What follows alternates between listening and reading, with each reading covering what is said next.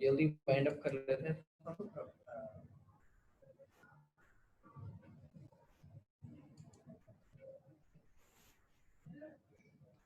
तो हम पढ़े थे टाइप ऑफ सीजर्स और मेडिसिन। फर्स्ट लाइन ड्रग आपने याद रखनी है जस्ट।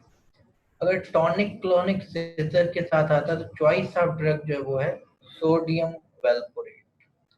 ये सिर्फ आपने याद रखनी है, सोडियम वेलपोरेट जो है वो मेन ड्रग है इसके लिए, आपकी टॉनिक क्लोनिक सीजर्स के लिए।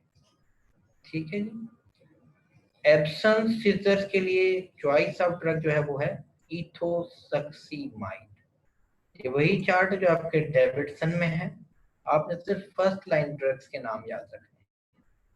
अगर मायोक्लोनिक सीजर है तो उसको भी आप सोडियम वेलपोरेट से ट्रीट कर सकते हैं, तो उसके लिए चॉइस ऑफ ड्रग है।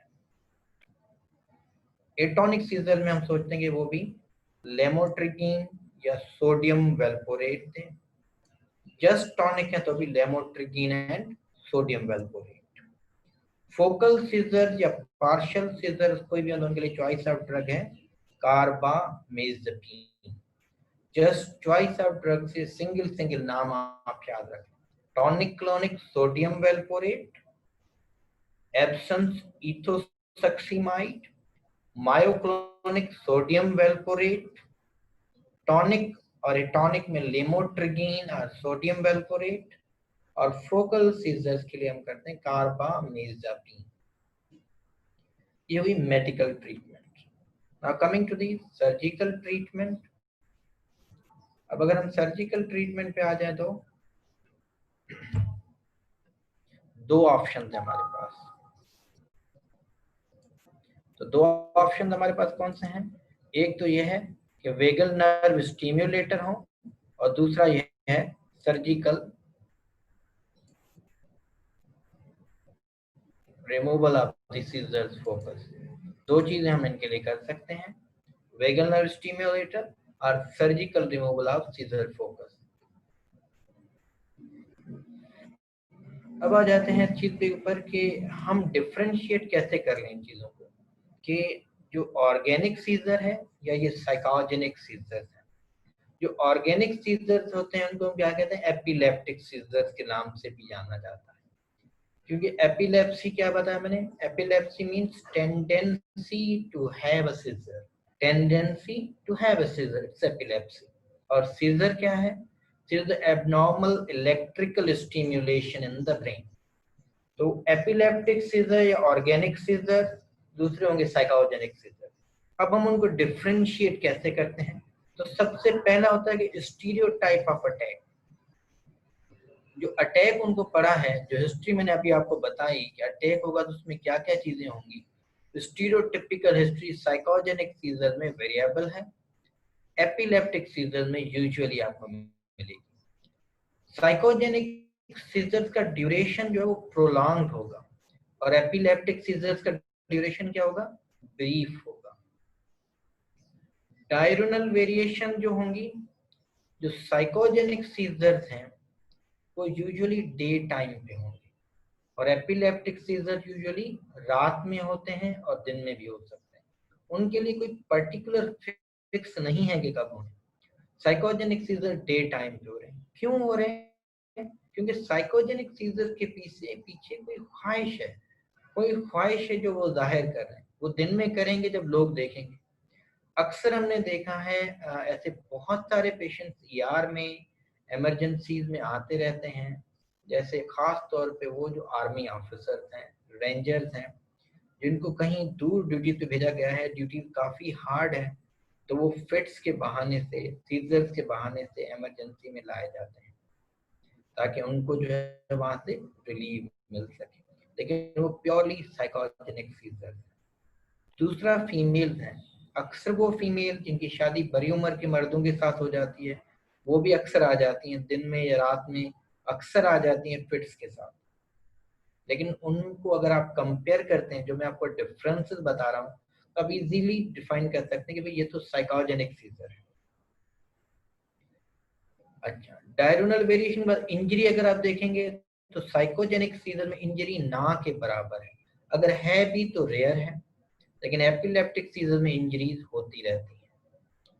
टंग बाइटिंग कहाँ होगी? साइकोजेनिक सीजर में रेयर है और एपिलेप्टिक सीजर में यूजुअल है।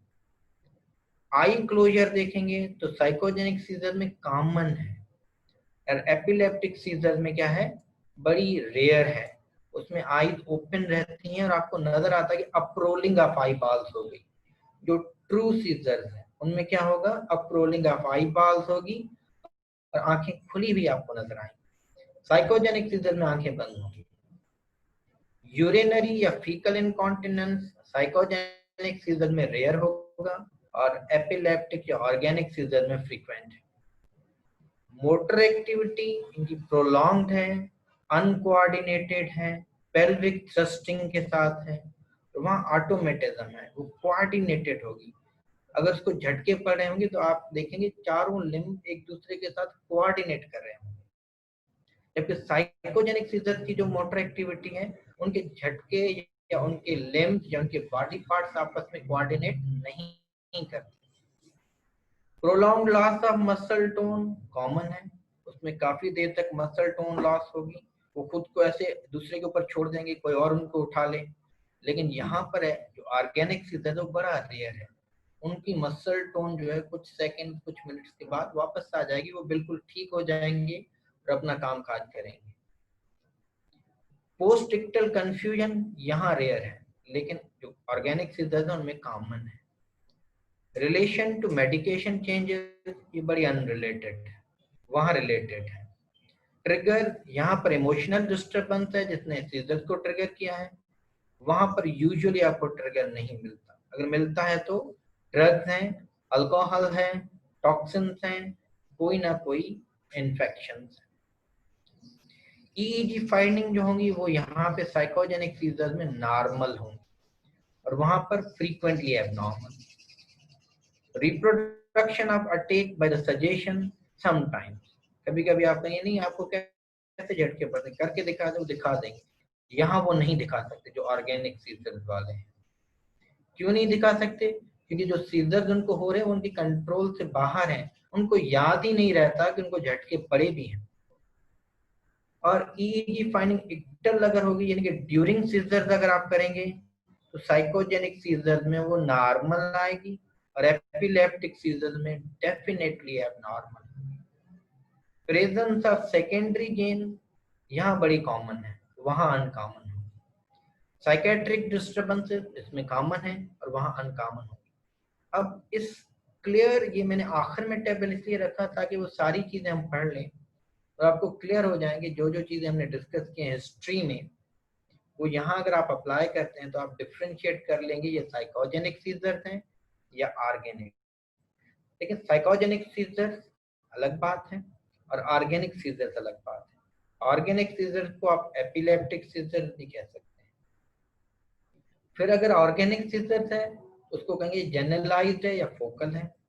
फिर अगर वो जनरलाइज्ड है तो कौन सा टाइप है, और फोकल है तो कौन सा टाइप है। ये सारी चीजें हिस्ट्री में आप एवेल्यूट करके सीजर्स तक अप्रोच कर लेते हैं।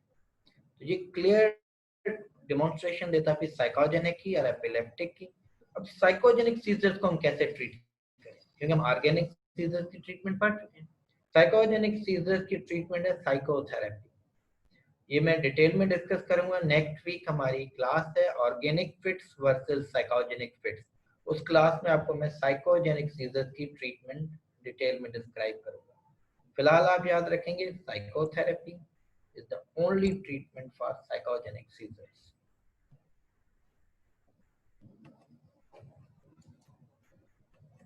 Thank you.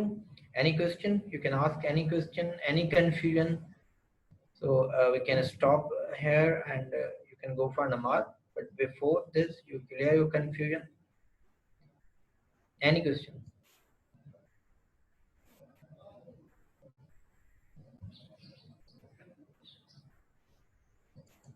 Nothing? Yes, Chen. Okay. Thank you. No. Okay, no question. Okay, bhai. Thank you very much. Allah Hafiz.